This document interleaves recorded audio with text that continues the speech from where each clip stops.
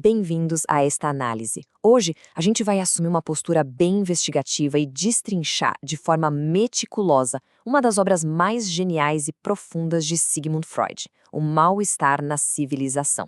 Nosso objetivo aqui, adotando uma lente quase acadêmica, é explorar como a psicanálise enxerga nossa psique, rastrear de onde vêm nossos instintos mais primitivos e, claro, entender aqueles conflitos sociais inevitáveis que moldam as nossas ações, nossos projetos e nosso comportamento no dia a dia.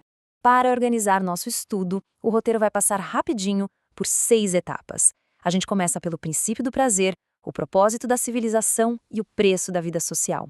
Depois, vamos mergulhar fundo em Eros e a pulsão de morte, o peso do superego e, para fechar, a validade de todo esse legado psicanalítico nos dias de hoje. Então, vamos direto ao primeiro ponto: o princípio do prazer e a busca pela felicidade. Bom, para entender a essência de qualquer comportamento ou projeto humano, a gente precisa primeiro descobrir qual é a nossa força motriz básica, aquela que opera ali nas sombras, sabe? Freud investiga isso partindo de um conceito super intrigante chamado sentimento oceânico, que é basicamente aquela sensação de eternidade, um vínculo indissolúvel que a gente às vezes sente com o mundo. Mas Freud desmistifica isso rastreando como o nosso ego se forma. Pensa na mente de um recém-nascido. No começo, o bebê não sabe onde ele termina e onde o mundo começa. É só com o tempo, e principalmente para fugir de estímulos ruins, que o ego amadurece e cria uma barreira contra o universo externo. E olha que fascinante, é exatamente dessa etapa primitiva da mente que muita gente tira o que considera ser a energia vital de suas crenças. E é justamente aqui que a gente esbarra no grande conflito do nosso amadurecimento psicológico. De um lado da balança, a gente tem o princípio do prazer, que age como uma ordem vital, buscar a satisfação imediata e fugir da dor a todo custo. Do outro lado, o gigante princípio da realidade, que basicamente nos obriga a nos adaptar às regras do mundo, forçando a gente a aceitar umas satisfações bem mais modestas e, pior, adiadas. A grande tragédia existencial que o Freud escancara é bem simples, na verdade. O universo, literalmente, não está nem aí para as demandas impulsivas do nosso princípio do prazer. Ele simplesmente não foi feito para nos acomodar.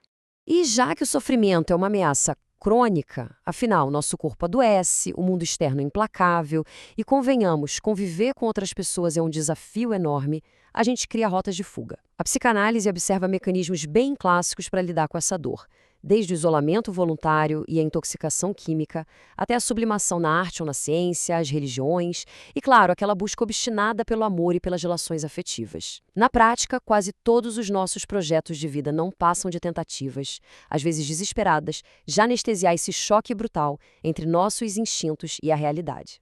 Avançando para a nossa segunda sessão, o propósito da civilização e a construção do mundo. Aí vem a questão: se o ambiente e as pessoas ao redor geram dor, por que a gente insiste em viver junto? A resposta é que a civilização é a nossa maior ferramenta de proteção. E isso nos leva a uma das reflexões mais famosas dessa obra, a ideia de que nós nos tornamos uma espécie de Deus de prótese.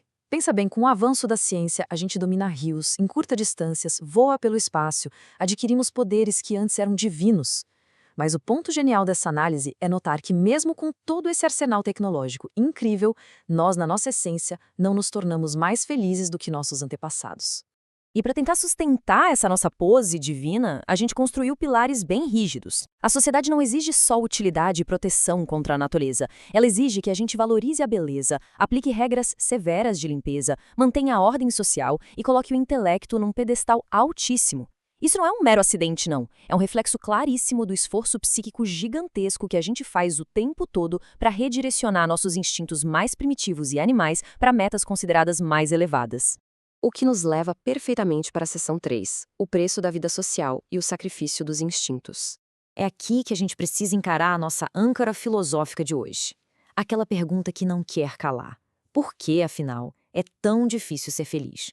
Para responder a isso, Freud tira os holofotes das nossas conquistas tecnológicas brilhantes e joga a luz num lugar mais sombrio. O pedágio psicológico altíssimo que a gente paga para viver em sociedade. A equação do nosso descontentamento é, no fundo, uma troca trágica. Imagina o ser humano primitivo.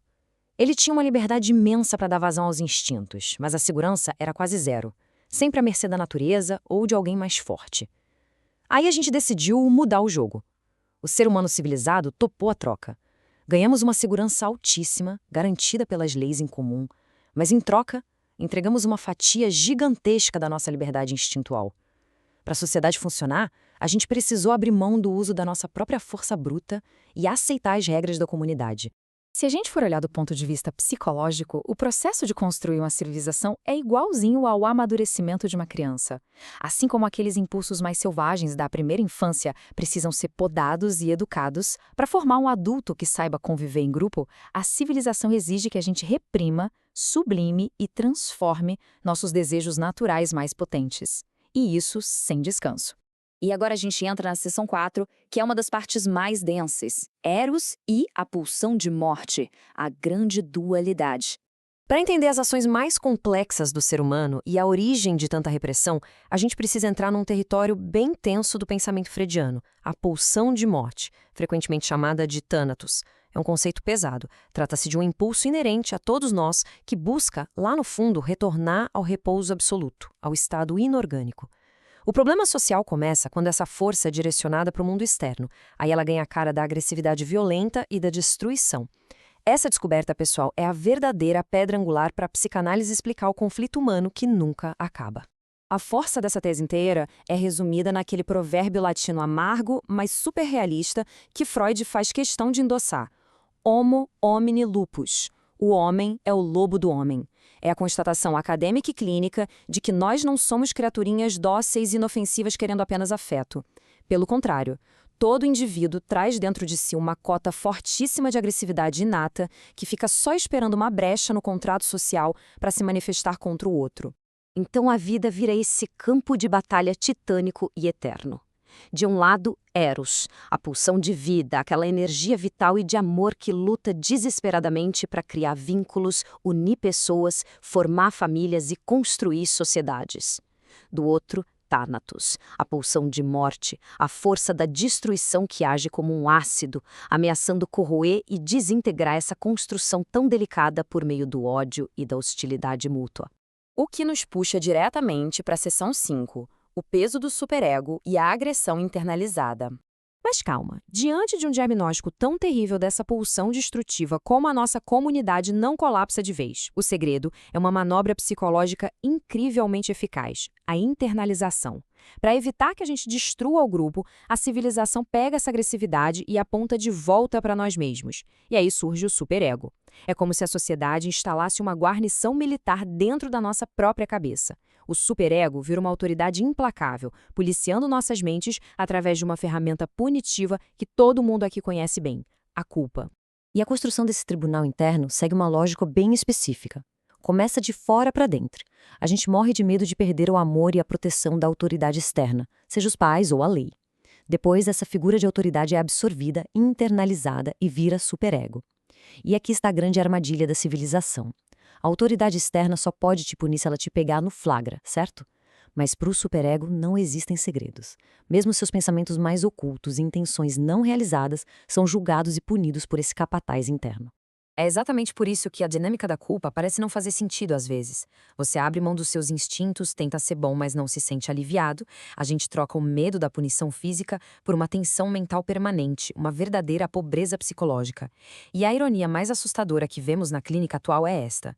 A pessoa que tenta ser super virtuosa, que se esforça para ser a mais correta possível, acaba alimentando o seu próprio superego com essa agressividade reprimida. O resultado, o superego dela se torna ainda mais cruel e repressor.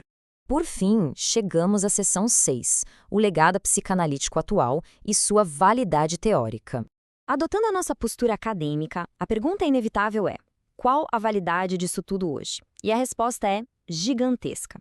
A clínica e as pesquisas modernas ainda usam exatamente essa base teórica para entender o mundo. Quando tratamos vícios, por exemplo, não vemos apenas disfunções biológicas, mas sim tentativas desesperadas de anestesiar a dor psíquica profunda. Entendemos a depressão gravíssima pelo seu elo com essa agressividade duramente internalizada pelo superego.